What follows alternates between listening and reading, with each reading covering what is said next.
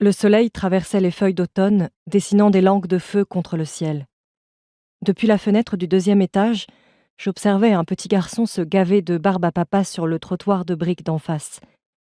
Juste à côté de lui, sa mère discutait avec une amie aussi rousse que les feuilles d'automne au-dessus d'elle. Le petit garçon saisit l'auriculaire de sa mère, une main sur elle, l'autre sur sa friandise. Le sucre rose cristallisé tacha sa joue, vif sur sa peau pâle.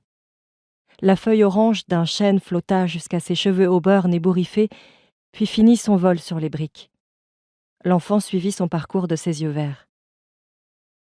Mon cœur se serra. D'un jour à l'autre, Orion pourrait se déchaîner et tuer tout le monde dans cette ville. Ce tout petit, avec son pansement sur les 2 genoux, n'était pas responsable de ce qui était arrivé 4 siècles plus tôt. Il ne voulait que sa mère et du dessert. Je contemplais la scène paisible, mon souffle embuant le verre. Ce pourrait être le dernier moment de paix avant longtemps. À minuit ce soir-là, soit ma tête reposerait sur un oreiller de soie, soit elle pendrait au portail de la tour de Bâle. Après le premier soir des épreuves, seules ces 2 voies s'ouvraient à moi. Mais si Tamuse, le dieu mourant, pensait que j'avais une chance de m'emparer de la couronne, qui étais-je pour dire le contraire? Lorsque je reculais d'un pas, un rayon de soleil éclaira le mot amour gravé dans le verre avec un diamant il y avait bien longtemps. Je voyais presque une version de ce monde où Orion n'aurait pas été brisé, où il m'accueillerait dans la cité aux épines. Un monde où nous pourrions régner ensemble. Mais ce n'était qu'une illusion, parce qu'il m'avait jeté sans ménagement, me condamnant à me défendre contre des chasseurs de démons tandis que ma magie disparaissait.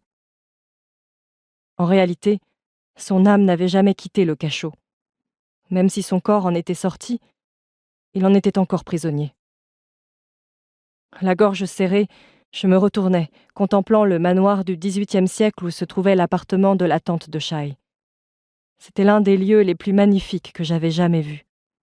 Le parquet était merveilleusement inégal, grinçant sous le poids du temps, et les murs couverts de panneaux d'acajou sculptés. Une partie du séjour s'ouvrait sur une cuisine au comptoir de marbre. De l'autre côté de la pièce, des fenêtres aux vitres croisées de losanges contemplaient l'Atlantique agité, éclairé par le soleil. Des rayons d'ambre traversaient le verre ancien, illuminant le portrait de l'un des ancêtres de Shai, un capitaine marchand de la Nouvelle-Angleterre à la peau noire, portant une cravate blanche et un manteau de marin aux boutons de cuivre. Impossible de savoir s'il était en partie démon, comme mon ami. J'adorais cet appartement.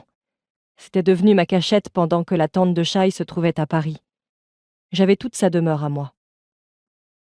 Inspirant profondément, je fermais les paupières, savourant le calme. Je n'avais pas dormi de la nuit, les pensées tout agitées. La police mortelle me poursuivait toujours parce que j'avais tué un membre du Congrès et je savais quelles horreurs Orion avait en tête.